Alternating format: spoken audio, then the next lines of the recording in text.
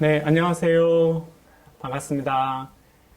저는 전북지방 정재식 간사인데요. 우리 좀 서로 한번 인사해 볼까요?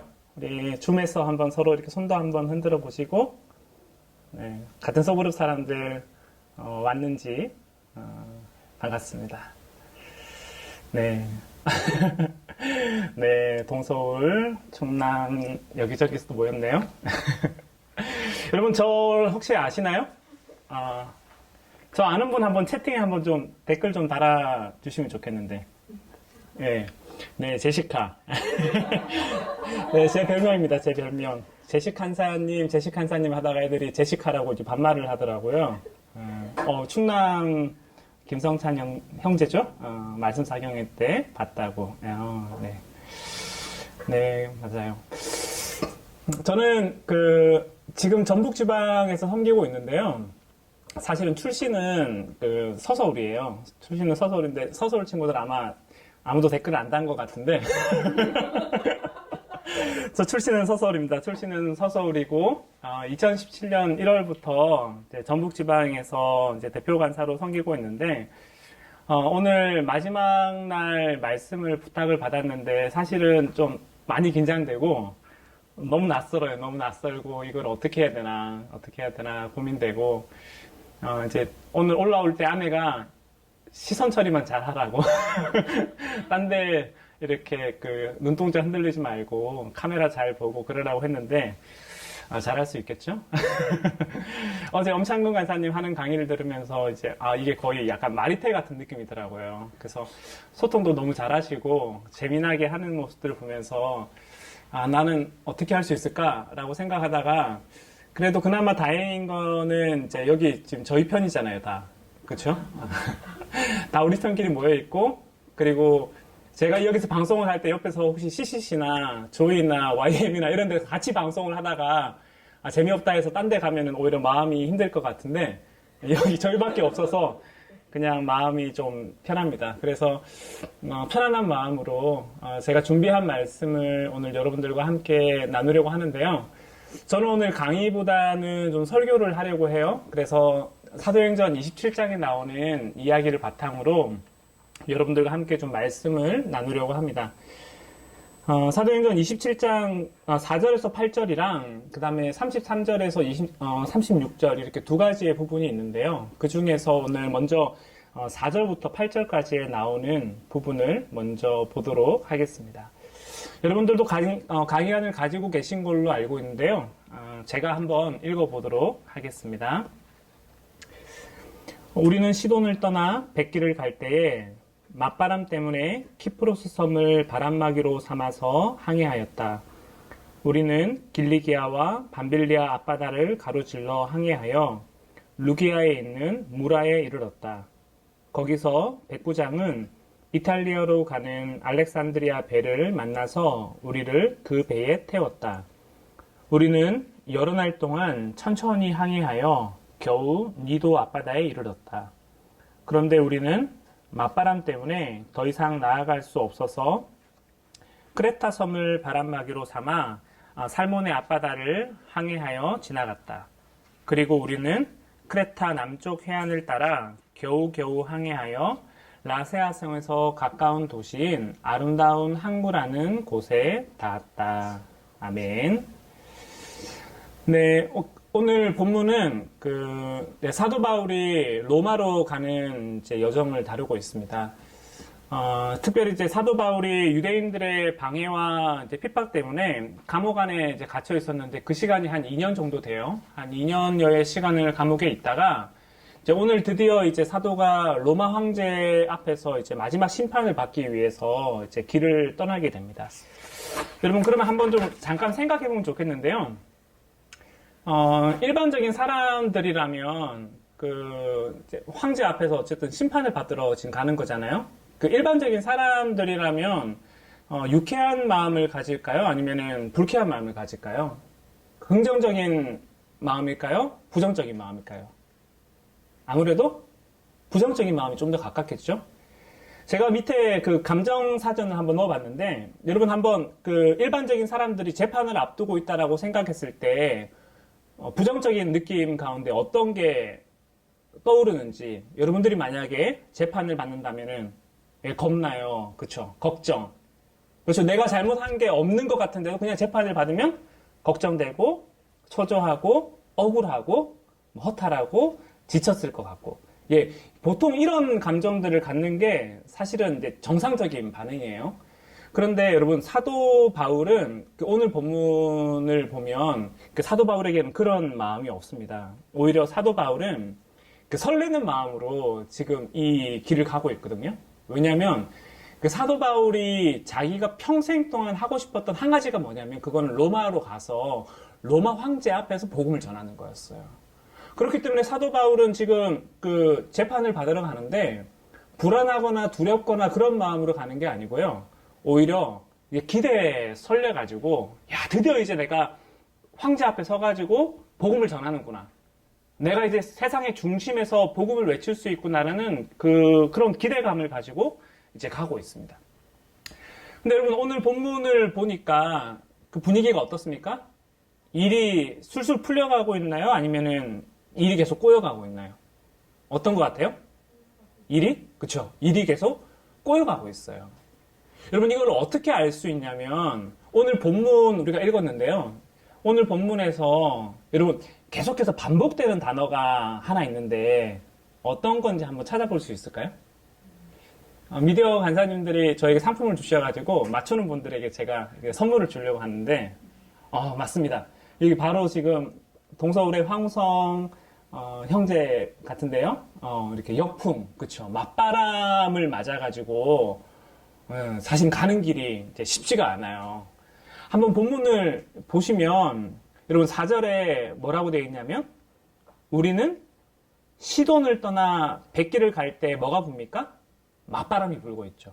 그러니까 지중해 바다에 맞바람이 불면서 사실은 이제 하루 이틀이면 갈 거리를 7절에 뭐라고 되어 있냐면 여러 날 동안 갔다라고 얘기 나오죠. 여러 날 동안 갔다라고 얘기 나오고 그리고 빨리 갔다고 합니까? 천천히 갔다고 합니까? 천천히 갔다고 하죠. 천천히 갔고 그리고 겨우라는 말이 들어가 있고요. 그리고 뒷부분을 보면 맞바람 때문에 이제 더 이상 나아갈 수 없었다라고 얘기를 합니다. 그리고 8절을 보면 8절에는 또 뭐라고 얘기를 하냐면 우리는 크레타 남쪽 해안을 따라 또 뭐라고 하죠? 겨우겨우 항해해서 9절을 보니까 9절에는 많은 시간이 지나서 많은 시일이 흘러서 항해하기에 위태로운 때가 되었다라고 얘기를 해요. 그러니까 여러분 지금 이런 상황을 겪으면서 사도 바울의 마음을 다시 한번 볼게요. 앞서서 사도 바울의 마음이 어땠어요? 기뻤죠. 기뻤는데 맞바람 때문에 겨우겨우 천천히 여러 날을 걸려서 더 이상 앞을 나아갈 수 없는 지경에 이르렀을 때 사도 바울의 마음은 또 어땠을까요? 여기서도 막 사도 바울이 기분 좋아가지고 막 야, 바이킹 타는 것 같다. 와 신난다 막 이러면서 여러분 그러면 사도 바울은 정상인이 아닙니다. 정상인이 아니고 유쾌한 감정에서 불쾌한 감정으로 아무래도 흘러갈 수밖에 없죠. 그쵸? 이게 뭘까 싶고 괴롭고 허무하고 막막하고 이런 마음들이 들 수밖에 없겠죠. 사도 바울이 이 시간을 보내면서 사실은 너무너무 힘든 시간들을 보냈을 거예요. 내가 로마로 간다는 게 이렇게 힘든 건가? 아니, 내가 로마로 가겠다는 게 놀러 가겠다라는 것도 아니고 내가 요나처럼 하나님의 얼굴을 피해서 도망치겠다라는 것도 아니고 사도 바울이 지금 로마로 왜 가려고 하고 있어요? 복음을 전하러 가려고 하잖아요. 복음을 전하러 가기 위해서 그 로마 황제를 만나기 위해서 가고 있는데 이 일이 계속해서 꼬여가는 것들을 보면서 사도 바울의 마음에 너무 힘든 마음이 오지 않았을까요? 내가 진짜 이러다가 아무것도 못하는 게 아닐까 싶은 마음이 아마도 사도 바울의 마음에 찾아왔을 것입니다. 그래서 제가 만약에 사도 바울이라면 하나님께 이렇게 물었을 것 같아요. Why God? 하나님 도대체 왜 그러십니까? 하나님 도대체 나한테 왜 그러는 건데요, 하나님? 이런 질문을 하지 않았을까요? 저는 사도 바울의 이 마음이 사실은 너무 잘 이해가 되고 코로나19를 보내면서 그 마음이 사실 제 마음이기도 합니다. 저는 지난 겨울 사역을 마치고 난 다음에 사실은 이번 학기를 시작할 때 너무 설레는 마음으로 이제 시작했거든요. 왜냐하면 지난 겨울 수련회 때 하나님이 저희 공동체에 주셨던 은혜가 정말 많았어요. 보통 이제 겨울 수련회 때 이제 리더 훈련을 하잖아요. 그 리더 훈련을 하는데 저희가 이번에 리더를 7명을 세웠습니다. 7명을 세우고 보통 큰 지부들 같은 경우에는 7명이라는 숫자가 그렇게 뭐 많거나 그러지는 않을 거예요. 그런데 이제 제가 2017년에 서서울에 있다가 전북으로 왔다라고 말씀을 드렸잖아요. 서서울에 있다 전북에 왔는데 그 당시에 이제 LTC 리더 훈련을 받았던 친구들이 2명이었었고요. 그리고 그 당시에 1학년으로 수련회 왔던 친구가 또 2명이었습니다. 전체 20명 정도의 학생이 왔었는데 1학년 2명, 2학년 2명 그렇게 왔었고, 그리고 인구 구성으로 보면은 그 피라미드 형태가 아니라 역피라미드 형태로 이제 돼 있었어요. 근데 3년이 제가 지나고 난 다음에 사역을 하고 이제 지난 겨울에는 7명의 리더를 배출할 수 있었고, 그리고 3년 전에는 역피라미드였는데 이번에는 이제 피라미드 형식으로 바뀌고 이제 그러면서 수련회 때 은혜가 너무 많았죠. 그리고 지난 겨울에 저희가 그 복음 땅 수련회라고 해서 청소년들을 대상으로 수련회를 했는데 그때 이제 지역교회에서 한 40명 정도의 학생들이 왔습니다. 저희가 조장 2명에 멤버 3명을 편성하기로 했는데요. 이제 광주에서 간사님 1명이랑 그 다음에 학생 리더 1명이 서포터로 왔고 나머지는 저희 모든 리더들이 직접 다 리더, 자봉 이런 역할들을 다 했습니다. 수련회를 마치고 난 다음에 설문조사를 했는데 설문조사 때 1명의 친구 빼고는 사실은 내년에도 다 오겠다라고 얘기를 했어요. 그러니까 1년의 일들을 보내고 난 다음에 사실은 그 마음이 너무 이렇게 좋았던 거죠. 마음이 너무 좋았고 이번 학기를 보내면서는 진짜 하나님이 우리 공동체에 새로운 일을 하실 것에 대한 어떤 기대감을 가지고 이번 학기를 보내고 있었는데 그런 마음으로 준비를 하고 있다가 2월 달에 뭐가 터졌어요? 코로나가 터진 거죠. 챕터를 갔다 왔는데 이제 대구에서 이제 코로나 확진자가 뻥뻥뻥 터지는 소식을 들으면서 사실 너무 이제 당황스러웠습니다. 너무 당황스러웠다가 한편으로는 괜찮다고 이제 자기 위안을 했죠. 왜냐면은 그래 지난 겨울에 너무 달렸으니까 하나님이 주신 휴가라고 생각하고 그냥 좀 쉬자, 좀 쉬었다가 가자. 그러면 될 거라고 생각했어요. 그런데 우리가 알다시피 1주, 2주 그러다가 한 달, 2달 이렇게 지나가는 걸 보면서 사실은 마음이 너무 힘들기 시작한 거죠. 다음 학기도 사실은 개강을 할지 안 할지 모르잖아요. 다음 학기도 개강을 할지 안 할지 모르고 사실은 내년에도 어찌 될지 모릅니다.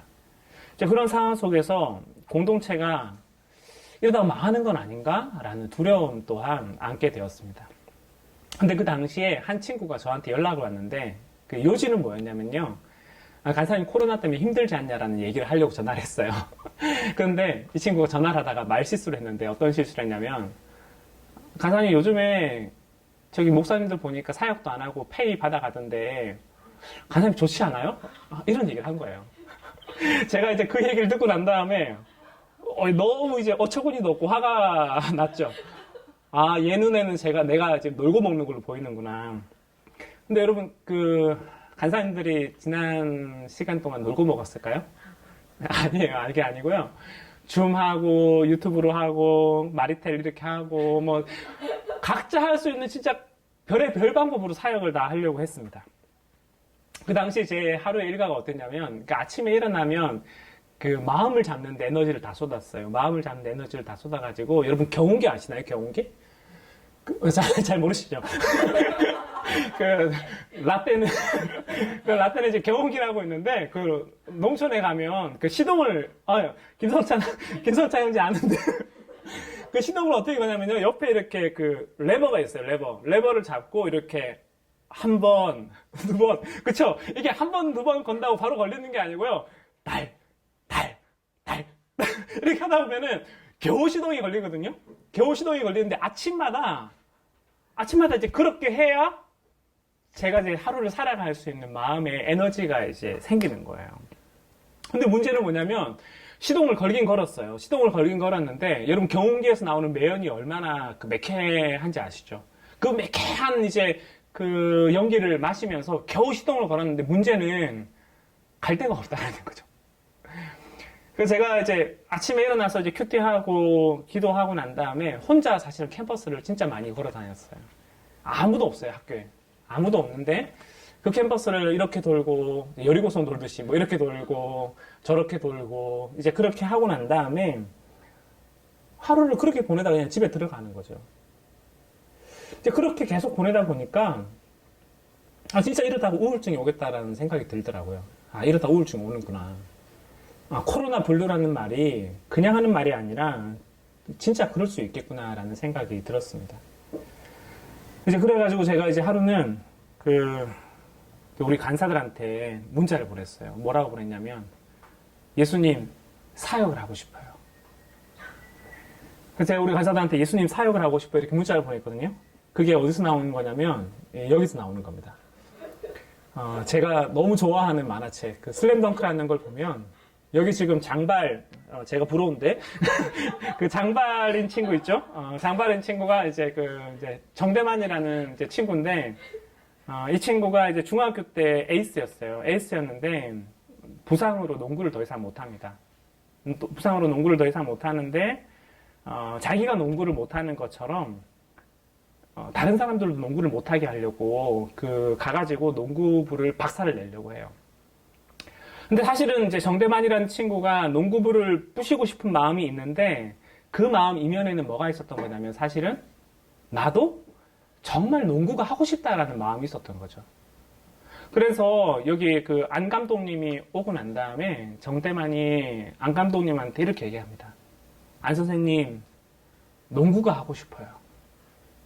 농구부를 때려 부시고 싶은 마음 이면에는 뭐가 있었다고요? 농구를 하고 싶은 정대만의 마음이 있었다라는 거죠. 근데 그게 제 마음이었어요. Why God?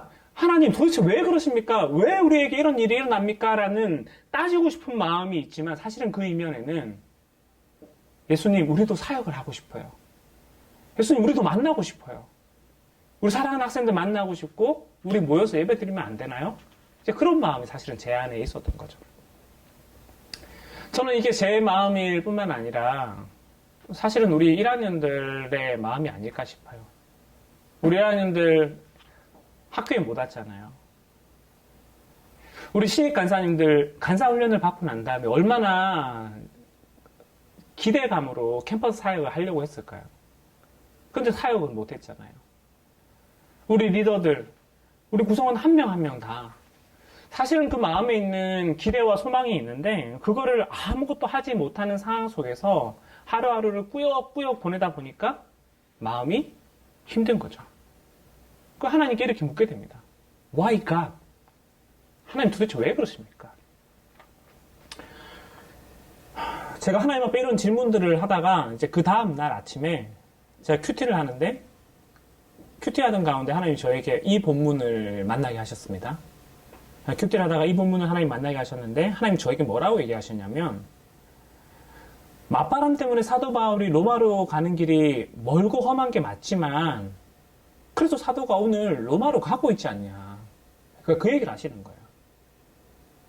이제 그 얘기를 듣고 나니까 앞서서는 맞바람이라는 단어가 계속해서 눈에 보였는데 이번에는 또 다른 단어가 계속해서 반복돼서 눈에 들어왔습니다. 여러분 어떤 단어가 눈에 들어왔을까요? 또 한번 적어볼까요? 그렇죠. 항해. 가고 있다라는 거예요. 사도 바울이. 그리고 또 어떤 단어가 반복적으로 등장하냐면요. arrive. 도착하다라는 말이 반복됩니다. 그럼 실제로 한번 그런지 한번 볼까요? 4절을 보시면 우리는 시돈을 떠나 어디로 갑니까? 백기를 갈 때에 맞바람 때문에 키프로스 섬을 바람막이로 삼아서 바람막이로 삼아서 바람이 너무 세니까 제대로 못 가니까 어떻게 합니까? 섬을 바람막이로 삼아서 가는 거죠. 그리고 5절에 밤빌리아 앞바다를 가로질러 또 어떻게 합니까? 항해하고 있는 거죠. 그리고 루기아에 있는 무라에 이르릅니다. 그리고 6절을 보면 거기서 백부장은 거기서 어떤 일이 납니까? 거기서 로마로 가는 배를 만나죠. 로마로 가는 배를 만나서 거기서 배를 타요. 그리고 7절에 우리는 여러 날 동안 천천히 항해해서 느리고 더디게 겨우겨우 가는 게 맞지만 사도 바울이 가고 있다고요? 안 가고 있다고요? 네, 가고 있다고요. 사도 바울이 가고 있고 겨우 니도 앞바다에 이르고 그리고 7절에 살모네 앞바다를 향해서 지나가죠. 그리고 8절에 겨우겨우 항해해서 라세아 성에서 가까운 도시인 미항, 아름다운 항구에 이르게 됩니다. 그래서 여러분 이 장면을 이제 지도로 보면 이런 거예요. 지도로 보면. 여기 지금 그 지도에 3차 선교 여행하고 그 바울의 로마행이 이제 색깔이 좀 반대로 되어 있는데 3차 선교 여행 갈 때는 바다를 가로질러 가지고 직선거리로 쭉 갈 수 있었잖아요. 보이시나요? 예. 여러분 한번 지도를 한번 봐보세요. 3차 전도 여행 때는 색깔이 잘못 표시되어 있습니다. 그때는 직선으로 굽으로 옆으로 쫙 바로 지나갔는데 이번에는 로마 때 어떻게 되어 있습니까? 로마 때 굽으로 옆으로 가서 돌고 돌아 무라를 가서 그 협곡을 지나서 살모네를 가서 겨우겨우 가죠. 그러다가 지중해 바다 한바다에서 뭐 만납니까? 유라굴로라는 태풍, 광풍을 만나고 거기서 이제 정신줄을 놓아요. 정신줄을 놓고 멘붕에 빠집니다. 그러니까 사도 바울의 입장에서는 너무 힘들었겠죠. 근데 그 과정 가운데 27장 23절, 24절을 보면 하나님이 뭐라고 하시냐면 Don't worry.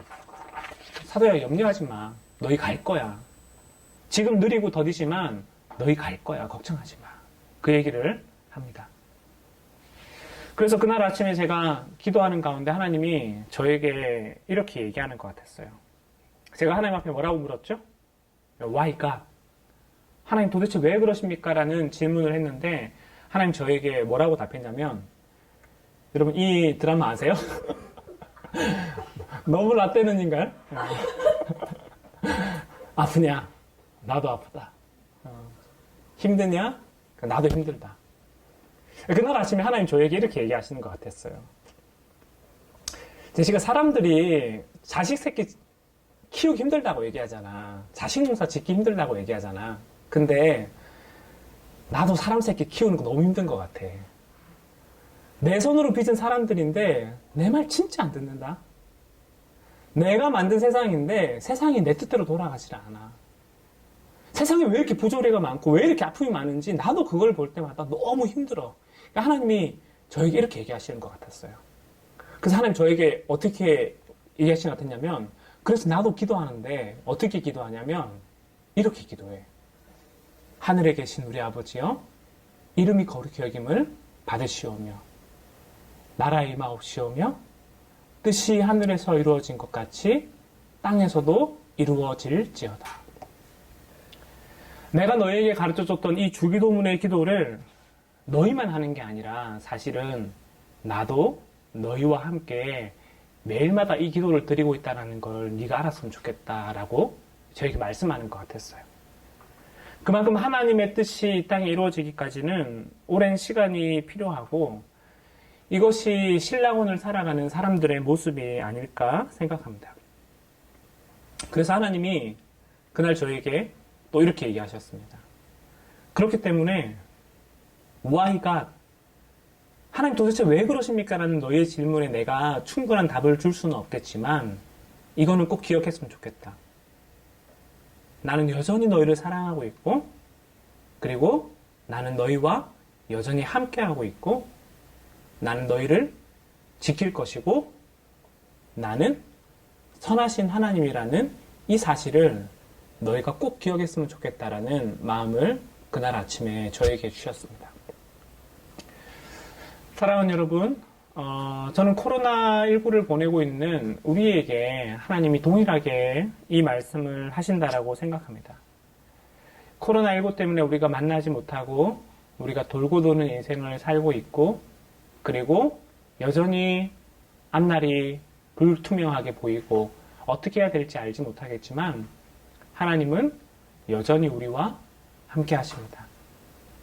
하나님 여전히 우리와 함께 하시고 우리 옆에서 우리와 함께 계시며 우리에게 말씀하시고 내가 너희를 지키고 내가 너희를 안전한 폭으로 인도하시리라는 그 믿음을 하나님이 우리에게 주기를 원하십니다.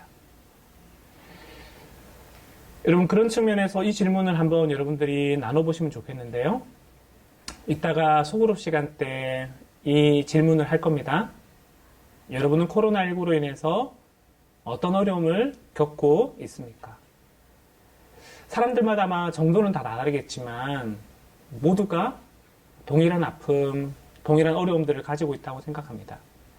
그 가운데 하나님 우리에게 어떤 위로와 소망을 주기 원하시는지 이따 소그룹 시간 때 한번 나눠보시면 좋겠는데요. 그 전에 제가 한 2, 3분 정도 시간을 줄 테니까 지금까지 했던 말씀을 한번 짧게 정리해 보면서 하나님이 여러분에게 주시는 메시지를 여러분의 언어로 한번 정리해 보시면 좋겠습니다. 그래서 가능하신 분은 이 댓글로 여러분의 한 줄 기도문을 올려주시면요. 그거를 좀 같이 우리가 살펴도 좋을 것 같고요. 그런 시간을 잠시 가지도록 하겠습니다. 제가 한 2, 3분 정도 시간을 잠시 드리도록 하겠습니다.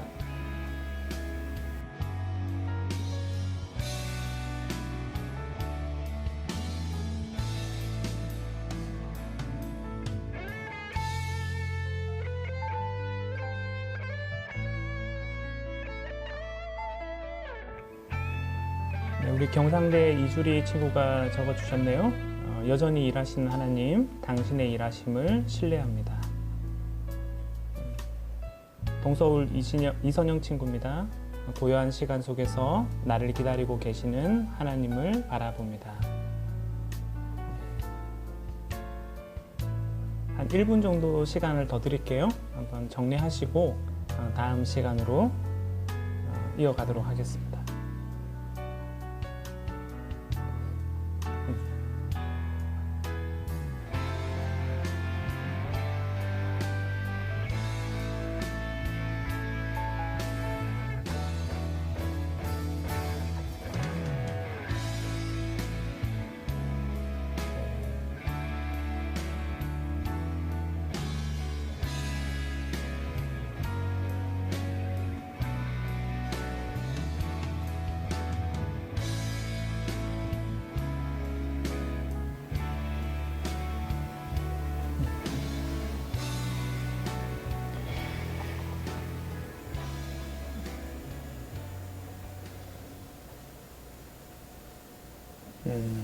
네. 여러분의 기도문을 읽으면서 제 마음도 같이 울리는 것 같아요. 여러분들을 응원하고 격려하고 여러분의 기도문을 읽으면서 저도 함께 기도하게 됩니다. 네, 감사합니다. 한번 우리 좀 또 다음 시간 한번 해볼까요? 오늘 해야 될 게 많아가지고요. 제가 시간을 그래도 최대한 잘 지켜주는 게 여러분들 전체에게 또 도움이 될 것 같습니다. 이제 두 번째 시간은 이제 제가 오늘 이제 설교 제목으로 잡았던 언제라도 어디에서라도라는 이제 제목을 한번 좀 말씀을 보려고 하는데 앞에서는 이제 코로나19 시대에 하나님 우리에게 주시는 어떤 위로와 소망에 관한 얘기를 했다면요. 이번에는 코로나19 시대에 이제 우리가 기독 청년으로 어떻게 살아야 될 것인가에 대한 얘기를 좀 하려고 해요. 근데 여러분 혹시 이 책을 읽어보신 분 계신가요? 이 책? 네. 비터 프랭클의 죽음의 수용소에서 한번 꼭 한번 읽어보시면 좋겠는데요. 비터 프랭클이 누구냐면 유대인 정신과 의사예요. 유대인 정신과 의사인데 이 사람이 아우슈비츠 수용소에 이제 수감되었던 일들을 이제 기록해서 쓴 책입니다. 이제 그 내용이 뭐냐면 이제 기본적으로 인간이 도무지 상상할 수 없는 큰 충격과 공포를 겪게 됐을 때 사람들이 어떻게 반응하는가에 대해서 크게 세 단계로 구분하거든요. 근데 이제 그 사건을 처음 맞이했을 때 사람들이 보이는 반응이 뭘까요? 1단계가 충격과 공포. 어렵지 않죠? 그렇죠? 사건이 생기면 사람들이 충격을 받고 공포를 느끼게 됩니다. 그래서 현실을 받아들이지 않고 도망치거나 외면하고 싶은 마음을 가지기도 하고요. 이 상황이 지속되면 어떻게 될까요? 2단계로 가는 거죠. 2단계 뭡니까? 무감각. 그러니까 그 상황이 힘들지 않아서가 아니라 여전히 힘든데 이게 이제 무뎌지는 거예요. 그리고 이제 사건이 종료되고 나면 이제 그 다음에는 이제 환멸과 이제 슬픔이 찾아오게 되는데, 여러분 이게 조금 의아하지 않나요? 사건이 종료되면, 다시 얘기해서 전쟁이 끝나고 나면 사람들이 이제 자유를 얻잖아요. 자유를 얻고 기뻐야 되는데 사람들이 어떻다고요? 사람들이 환멸과 슬픔을 가지게 돼요. 그러니까 이게 사실 아이러니한 일인데 왜 그러냐면 1단계와 2단계를 보낼 때는 사람들이 어떻게 하냐면 마음이 긴장을 합니다. 1단계와 2단계를 보낼 때는 마음에 긴장을 하고 어떻게든 이 상황 속에서 내가 살아남아야 된다라는 정신줄을 잡게 되는 거죠. 그런데 사건이 종료되고 난 다음에는 이제 스트레스가 폭발을 해요. 스트레스가 폭발을 하면서 자기도 이제 그거를 이제 주체할 수가 없는 거죠. 근데 이제 3단계가 들어오면 이제 어떤 일이 생기냐면 자기가 1단계, 2단계를 보낼 때 살아남기 위해 했던 방법들 있잖아요. 그러니까 아우슈비츠 안에서 내가 죽지 않으려면 어떻게 해야 됩니까? 다른 사람이 죽어야 되는 거잖아요. 내가 살기 위해서 다른 사람이 죽어야 되고 내가 저 사람 위에 올라가야 되는 일들을 계속해서 겪으면서 사람들이 이 전쟁이 끝나고 난 다음에 어떤 충격을 받게 되냐면 그때 내가 인간답게 살지 못했다라는 것에 대한 환멸감 때문에 많은 사람들이 힘들어했다는 얘기를 합니다. 여러분 그런 측면에서 한번 제가 질문을 해볼게요. 우리는 지금 1단계, 2단계, 3단계 중에 여러분 어느 단계를 지나고 있다고 생각하시나요? 코로나19를 보내면서 2단계 반. 네, 무감각입니다. 1과 2 사이 2단계. 네. 대부분의 사람들이 2단계라고 얘기하네요. 그쵸. 대부분의 사람들이 이제 코로나19가 어느 정도 좀 적응이 됐죠. 그래서 그 자체가 힘들지는 않는 것 같아요. 근데 여러분, 세 가지 단계 중에 어디가 가장 위험할까요, 그러면? 네, 3번. 그쵸. 어떤 친구는 이제 또 무감각. 예, 무감각이 또 위험하죠. 이제 반응하지 못하는 것도 위험한데, 3단계가 들면 사실은 가장 큰 위험의 이제 단계를 들어가게 됩니다. 저는 그런 측면에서 코로나19가 이제 종식된다고 했을 때 그때 우리에게 더 큰 위험이 한 번 더 올 것 같아요. 그거는 나 혼자 살아남았다라는, 그때 내가 주변 사람들을 돌보지 못했다라는 인간다움에서 찾아오게 되는 양심의 불편함들이 많은 사람들을 힘들게 할 것 같습니다. 그렇기 때문에 지금 우리가 그냥 각자 생존하고 각자 도생하기 위해서 애를 쓸 것이 아니라 우리가 지금 어떻게 해야 되냐면요. 지금 연대하고 지금 인간답게 살아가는 삶의 시간들을 꼭 가져야 됩니다.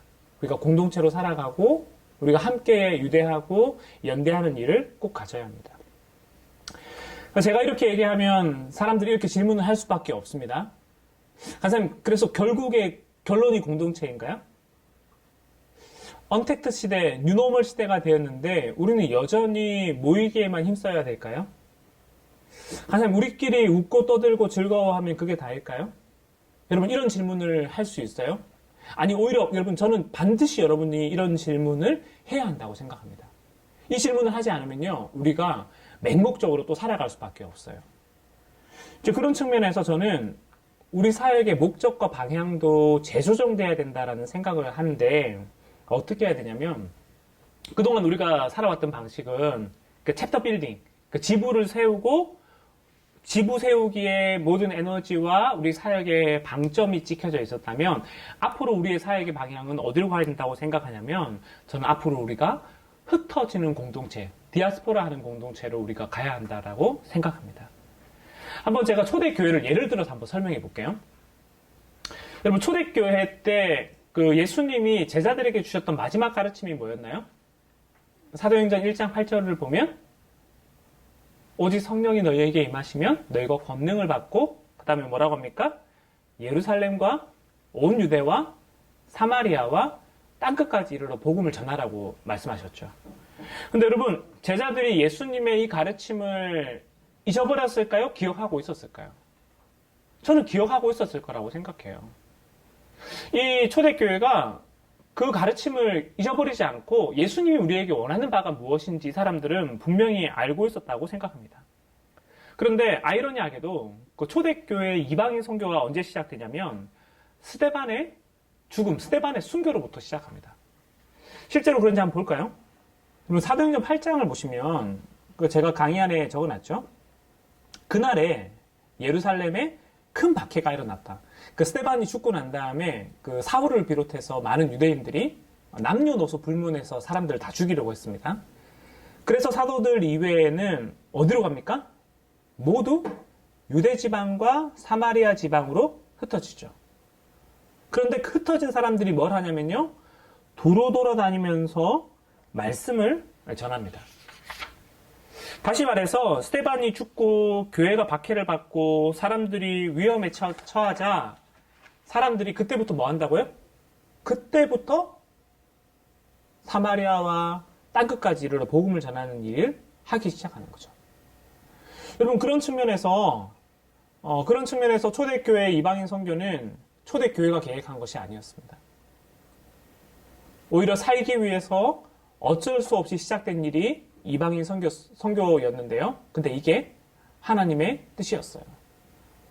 초대교회는 스데반의 순교 때문에 흩어졌으며 이것이 초대교회의 퍼스트 선교 정책, 가장 우선된 선교 정책이었고 제가 생각할 때는 이것이 베스트, 최고의 선교 정책이었다라고 생각합니다. 여러분 그런 측면에서 제가 조심스럽지만 이 말씀이 오늘 우리의 상황과도 저는 맞닿아 있다라고 생각해요. 여러분 실제로 우리가 그동안 공동체에서 계속해서 강조했던 게 뭐냐면요. 우리 1학년들은 잘 모르겠지만 IBF가 어떤 곳인지 어제 뭐 강의를 들어서 좀 아시겠지만 IBF에서 어떤 걸 얘기를 계속했냐면 우리는 우리끼리만 모이는 게 아니라 어떻게 해야 됩니까? 우리끼리만 모이는 것이 아니라 여기서 은혜를 누리고 디아스포라, 흩어지는 공동체로 살아가야 된다고 배웠어요. 모이는 교회를 넘어서서 흩어지는 교회가 되어야 되고 신앙생활도 중요하지만 또 뭐가 중요하다 있습니까? 생활신앙도 중요하다 있죠. 그래서 미셔널 처치나 세상을 놀라게 하라 뭐 이런 여러 얘기들을 했습니다. 그런데 제가 간사로서 느끼는 우리 안에 있는 아쉬움과 우리가 변화되어야 될 부분은 안다고 해서 사는 것과는 다르다는 거예요. 아는 것과 사는 것은 별개였고 오히려 하나님이 우리 공동체에 정말 우리가 배운 대로 이제는 살아라고 하나님 우리에게 얘기를 하신다라고 생각합니다. 어떻게 살아야 되느냐? 앞서 얘기했던 것처럼 그동안 우리는 모이는 교회였다면 어떤 교회로? 흩어지는 교회로. 챕터 빌딩, 지부 세우기에 우리가 그동안 최선을 다했다면 이제는 그것을 넘어서서 캠퍼스와 세상 속에 하나님 나라 운동을 해야 되고 그리고 지금까지는 간사님이나 리더들이나 누군가가 우리에게 밥을 지어줬다면 이제는 우리가 어떻게 해야 됩니까? 스스로 밥을 짓고 스스로 밥을 먹어야 되죠.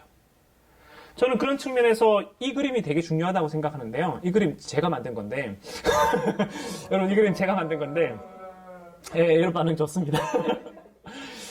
제가 이제 기독교의 어떤 가치들을 되게 여러 개가 있지만 그 중에 제가 포스트 코로나 시대를 준비하면서 우리에게 세 가지만 딱 꼽으라고 한다면 여러분 따라해 볼까요?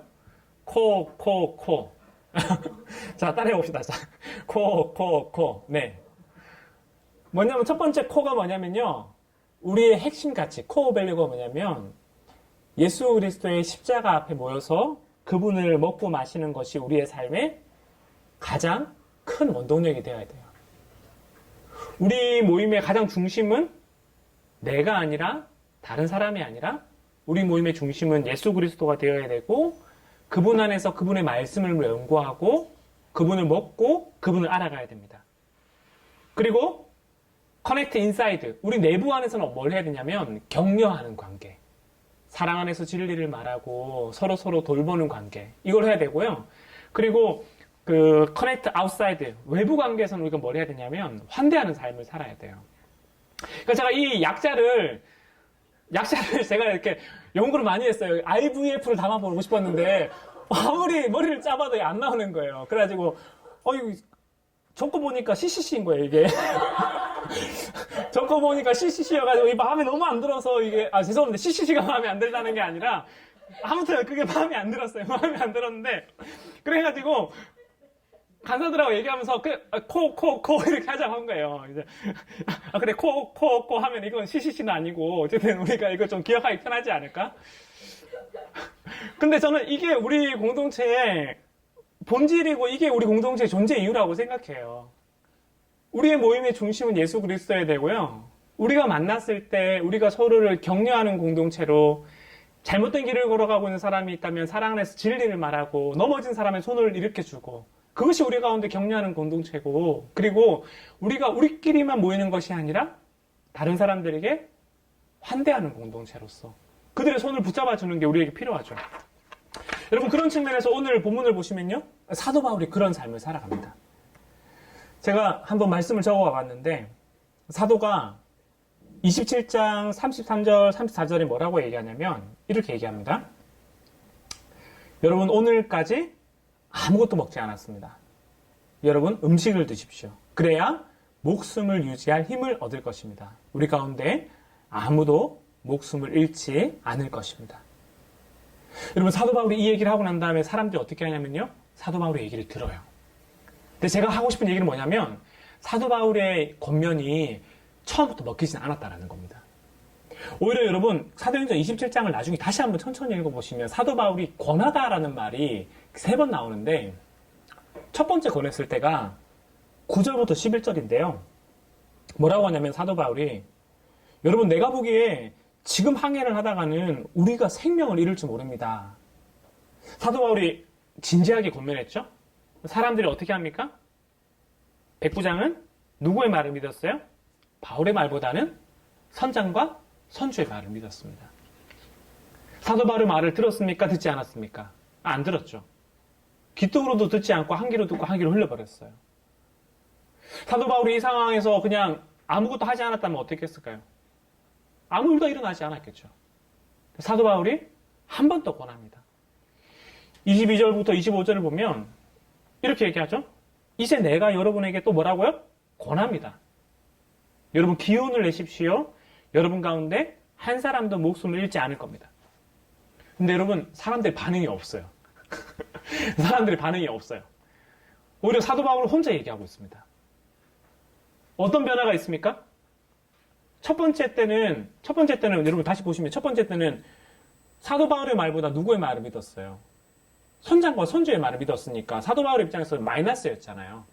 그런데 지금은 사도 바울이 얘기를 했는데 반응이 없는 것은 속상하지만 듣는지 안 듣는지에 대한 구체적인 기록은 없죠. 그냥 무반응이에요. 제로 포인트로 온 거죠.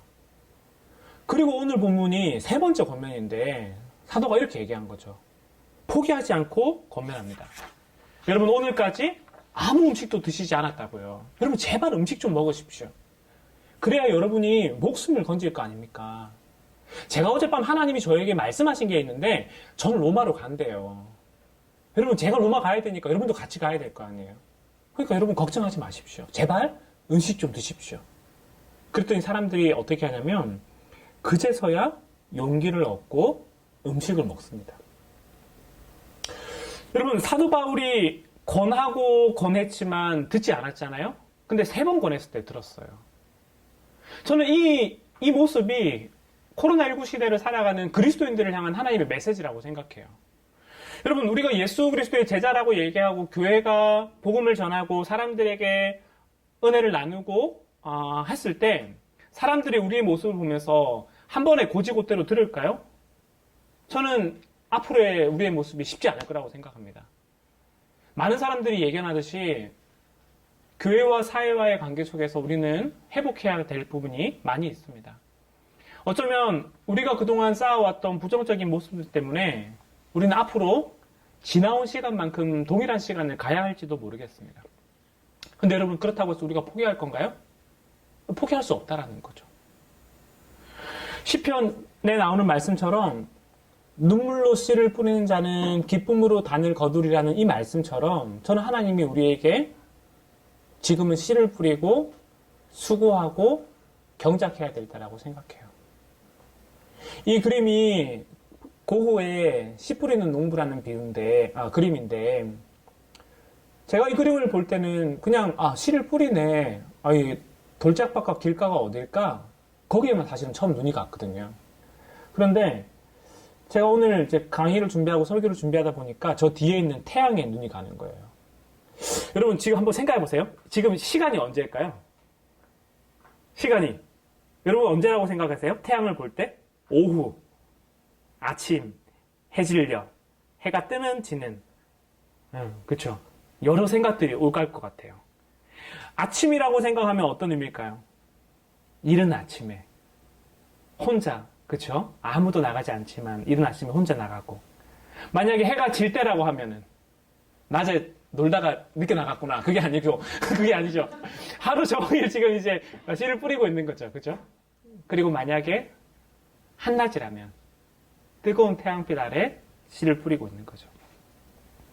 시간은 잘 모르겠습니다. 시간은 잘 모르겠는데 중요한 건 농부가 씨를 뿌리고 있다라는 거죠. 저는 그렇기 때문에 포스트 코로나 시대에 우리가 예수 그리스도의 향기 그리고 예수 그리스도의 편지로 살아가기를 소망하는데요. 이 그림을 여러분이 꼭 기억했으면 좋겠어요. 이번 방학을 보내면서 여러분이 예수 그리스도 앞에 모이고 이 웨비나 수련회가 모든 것을 다 해결해 주는 것이 아닙니다. 우리 안에 그리스도와의 인격적인 만남, 친밀한 만남을 매일 가지고 그리고 우리가 공동체와 공동체가 서로 연결되었으면 좋겠어요. 오프라인으로 만나지 못한다 하더라도 연락할 수 있잖아요. 어떻게 지내는지 안부를 물을 수 있잖아요. 그리고 이렇게 줌으로 만날 수도 있고요. 그리고 우리끼리 만나지 못한다 하더라도 우리의 이웃들과 우리의 친구들에게 사랑의 말을 전할 수 있지 않을까요? 저는 여러분 그런 측면에서 제가 이제 오늘 이제 말씀을 정리를 하려고 하는데 저는 또 라떼는이네요. 제가 BST 노래라도 갖고 왔었어야 되는데 이거 촛불 하나 그쵸? 저랑 같은 세대인가 보네요.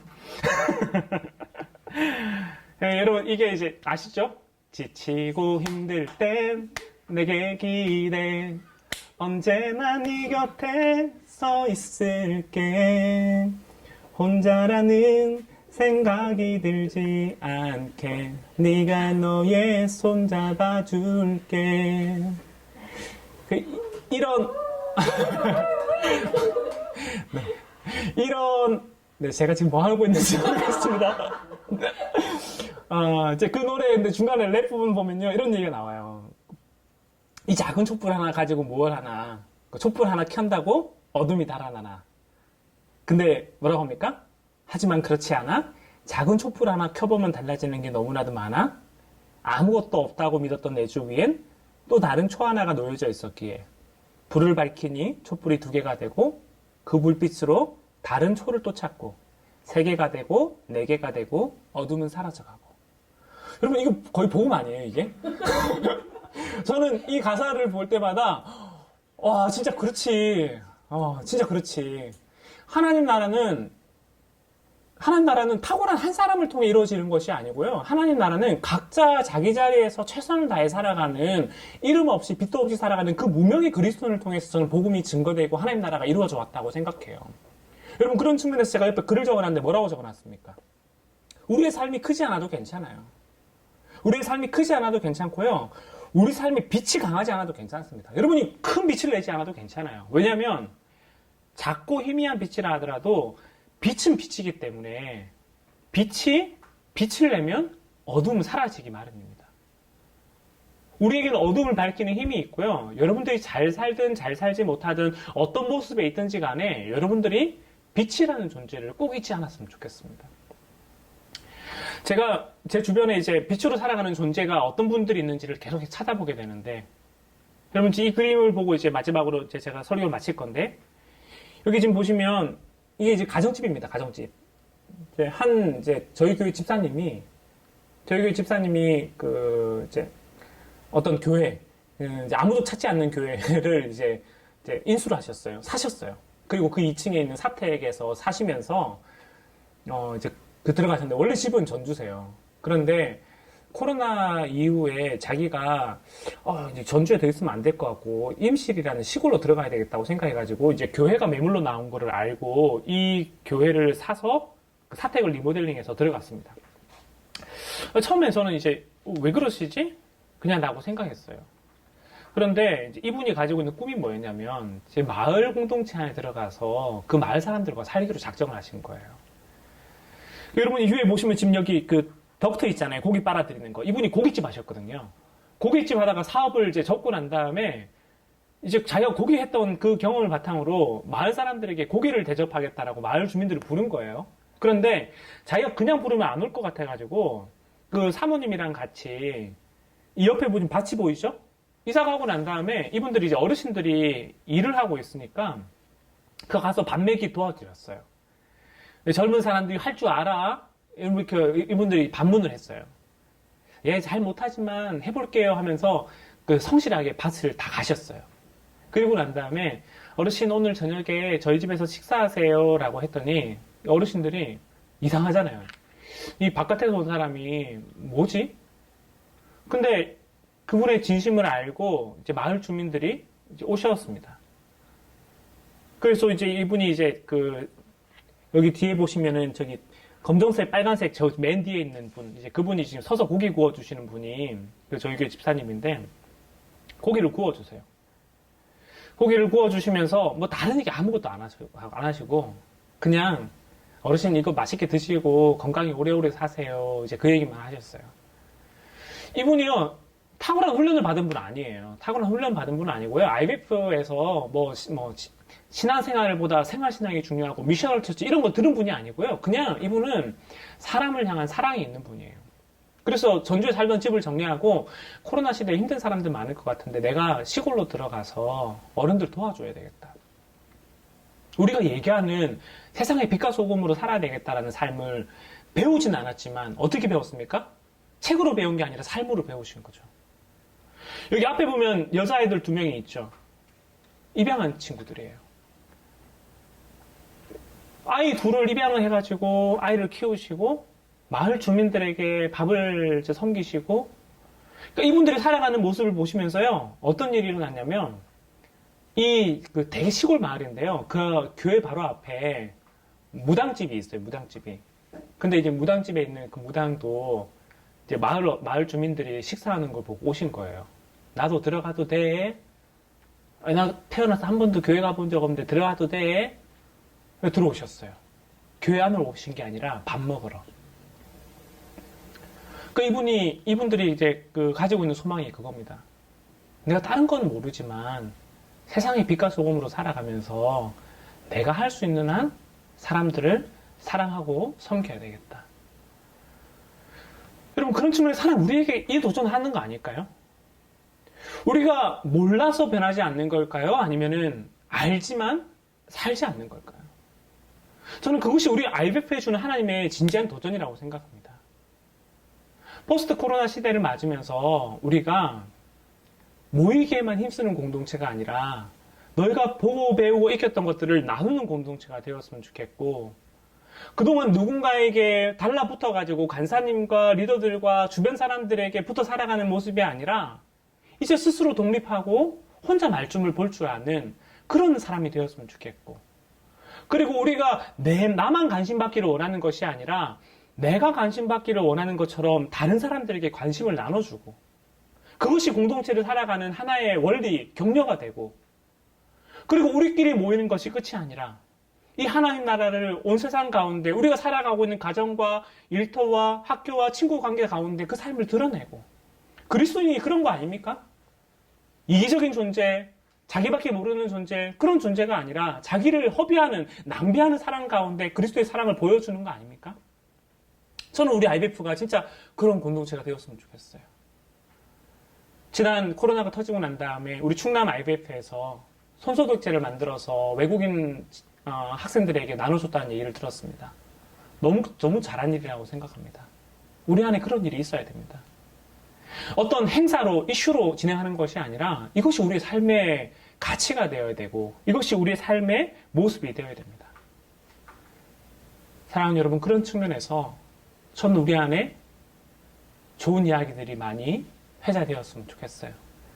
우리 서서울이 이렇게 산다던데 동서울이, 충남이, 원주가, 광주 전남이 제가 이름 부르지 않았지만 다 생각나요, 지금? 경인, 경기남 다 불러드리고 싶어요.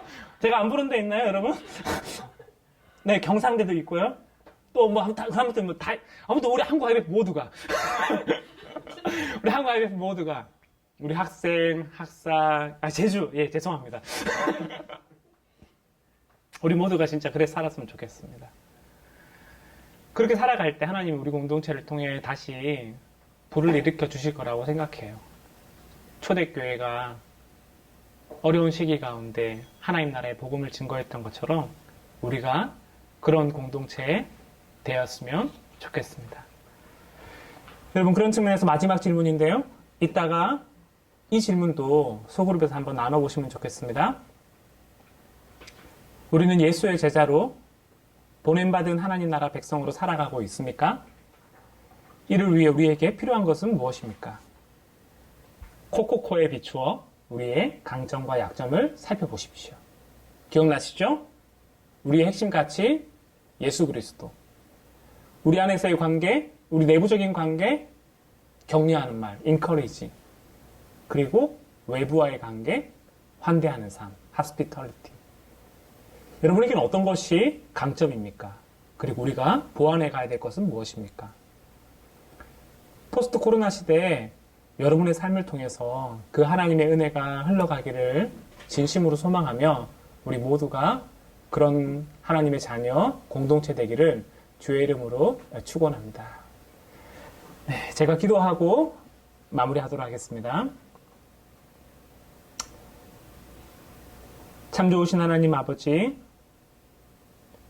주님이 우리를 부르시고 주님이 우리를 자녀로 삼으시고 주님이 우리를 예수 그리스도 안에 한 가족 삼아 주셨음을 고백합니다. 하나님, 우리가 이제 그 은혜를 알았으니 우리 안에서 머무는 것이 아니라 하나님 나라를 증거하는 삶 살게 하여 주시옵소서. 하나님, 이것이 나의 힘과 능력으로 되는 것이 아니라 우리가 예수 그리스도의 생명을 먹어야 하는 일이니 하나님 말씀 앞에 나아가기를 멈추지 않게 하여 주십시오. 주님을 따르고 주님을 배우고자 할 때 하나님 우리에게 진리의 말씀을 가르쳐 주십시오. 우리가 서로가 서로를 사랑하는 사랑과 선행을 격려하는 공동체 되게 하여 주시고 그로 말미암아 이 시대를 보내면서 각자 도생하고 각자 생존하는 것이 아니라 참 하나님 나라 백성으로 살아가는 삶이 무엇인지 우리의 입술뿐만 아니라 삶으로 고백하게 하여 주시옵소서. 언제라도 어디에서라도 우리가 그러한 주님의 자녀 되기를 소망합니다. 감사드리며 예수 그리스도의 이름으로 기도드리옵나이다. 아멘. 네, 여러분 말씀 잘 들어주셔서 감사하고요. 이따가 소그룹 시간 때 좋은 시간 보내면 좋겠습니다. 예, 여러분 건강히 잘 지내시고 우리 다음에 또 만나요.